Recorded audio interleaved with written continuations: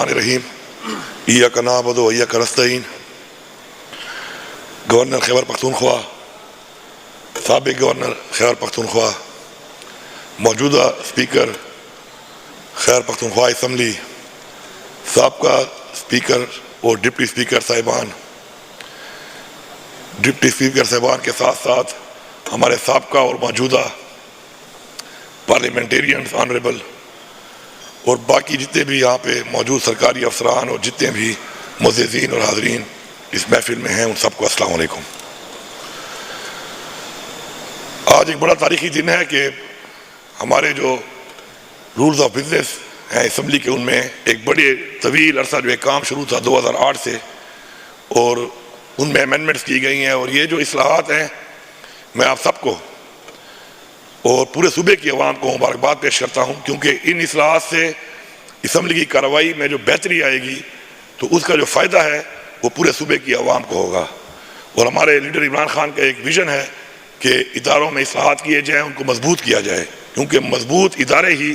ایک مضبوط قوم اور ایک مضبوط ملک کا وجود عمل میں لاتے ہیں۔ تو آج یہ جو ایک تاریخی دن ہے، اس پر میں آپ تمام سب ان لوگوں کو جنہوں نے اس میں اپنا کردار ادا کیا، اور اسپیکر صاحب کو اور پوری ٹیم کو، پورے پارلیمنٹیرینز کو، اور اس سے پہلے جو لوگ اس کا حصہ رہے اور اس عمل کا حصہ رہے، ان سب کا شکریہ ادا کرتا ہوں۔ ہم سب جو ہے اس اسمبلی میں آتے ہیں اور ہمارا جو مقصد ہوتا ہے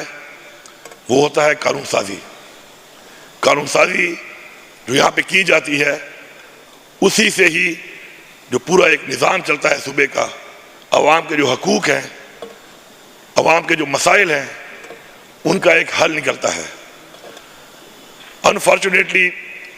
ہمارا جو مین کام ہے یہاں پہ آنے کے بعد، جس طریقے سے بھی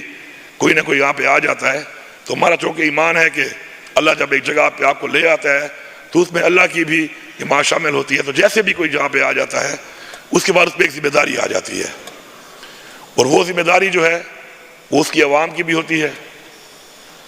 اور ساتھ ساتھ پورے صوبے کی بھی ہوتی ہے، اور پاکستان کی بھی ہوتی ہے۔ ابھی ہم نے یہاں پہ دیکھا، اور ہم اکثر دیکھتے بھی ہیں یہاں پہ، کہ یہاں پہ بہت تصویریں بھی لگی ہوئی ہیں، بہت لوگ آئے چلے گئے۔ ہم سب کا ایمان ہے کہ دنیا فانی ہے، ہر ایک نے جانا ہے یہاں سے، ہماری اصل جو منزل ہے وہ آخرت ہے۔ تو اس وقت میں جب ہمیں اس دنیا میں بھیجا گیا اور ہمیں ایک کسی بھی مخصوص مقام پہ بٹھایا گیا، تو اس کا ہم سے سوال بھی ہونا ہے، اس کے مطابق ہم سے سوال ہوگا اور ہم اس کے جواب دہ بھی ہیں۔ تو ہم سب نے اپنی ذمہ داری کو احسن طریقے سے اس لیے نبھانا ہے کہ ہمیں ذہنی طور پہ تیار رہنا چاہیے کہ ہم اس کے جواب دہ ہیں، اس جہان بھی جواب دہ ہیں اور اس جہان بھی جواب دہ ہیں۔ اور میں اکثر جب میٹنگ کرتا ہوں تو کئی چیزیں سامنے آتی ہیں، اور ان میں اکثر یہ آتا ہے کہ جی اس حکومت میں یہ ہوا، اس طرح ہوا، اس طرح ہوا۔ کوئی ٹھیک فیصلے ہوتے ہیں، غلط فیصلے بھی جو ہوتے ہیں اس پہ کسی کی نیت پہ شک نہیں کرنا چاہیے۔ اس وقت کے حساب سے شاید وہ فیصلہ جو ہوتا ہے کلیکٹیو ڈیسیجن ہو جاتا ہے، اور وہ بعد میں شاید اس کے اثرات جو ہے مثبت نہیں آتے، لیکن وہ یاد ضرور کیے جاتے ہیں، ان پہ ڈسکشن ضرور ہوتی ہے، اس کے مطابق ان کے اوپر بات بھی ہوتی ہے۔ تو ہمیں یہ چاہیے، اور میں اکثر کہتا ہوں سب کو کہ ہمیں کم از کم کوئی ایسا چیز نہیں کرنی چاہیے کہ کل کوئی بیٹھ کے ہمیں یاد کر رہا ہو کہ یہ چیز اس وقت ہوئی تھی، یہ لوگ تھے، کیونکہ فوٹو تو ہمارے لگے ہوئے ہیں، ہر دور کے لگے ہوئے ہیں، کہ ہمارے بارے میں کوئی یہ کہے کہ جی یہ غلط فیصلہ جو ہوا تھا، یا جو غلط اقدامات ہوئے تھے، یا کوئی فائنینشیل یا کسی طرح کے کوئی بھی کسی کے حقوق پامال ہوئے تھے، مسائل بنے تھے، تو یہ اس ادوار کے تھے، تو ہماری تصویریں اس سے ہماری نشاندہی کرتی ہیں۔ تو کوشش کریں کہ آپ کی طرف سے ایسی چیز نہ ہو، بلکہ ایسی کوئی چیز ہو کہ جو آپ کو ایک موقع ملا ہے تو اس کے اوپر آپ کی کارکردگی ایسی ہونی چاہیے کہ اس کو یاد کیا جائے۔ آپ سب اپنے اپنے علاقوں سے آئے ہیں، آپ کے اوپر اپنے علاقے کی بھی ذمہ داری ہے، کچھ ایسا کر کے کچھ کریں کہ آپ کا ایک نام پیدا ہو۔ بہت سے لوگ آئے چلے گئے، کچھ لوگوں کے نام یاد کیے جاتے ہیں اچھائی میں، کچھ لوگوں کے نام یاد کیے جاتے ہیں برائی میں۔ تو کوشش کریں کہ آپ کا نام اچھائی میں یاد کیا جائے، اس کے لیے آپ نے محنت کرنی ہوگی۔ اور یہاں پر جو آپ آتے ہیں، اور یہاں پر جو آپ ایک اسمبلی کے اندر بیٹھ کے اپنے حقوق کی، صوبے کے حقوق کی، عوام کی حقوق کی بات کرتے ہیں، قانون سازی کرتے ہیں، تو اس کے اندر بھی کوشش کریں کہ ہم ایسا کچھ کر کے جائیں کہ ہمیں اچھا یاد کیا جائے، کیونکہ وقت جو ہے وہ انسان کو ملتا ہے ایک اس چیز کے لیے کہ اللہ تعالیٰ آپ کو بلیس کرتا ہے، آپ کو چنتا ہے ان لوگوں میں، آپ سے یہ امید کرتا ہے کہ اس کی انسانیت کے لیے آپ کچھ کریں گے۔ تو ہمارا یہ مقصد ہے،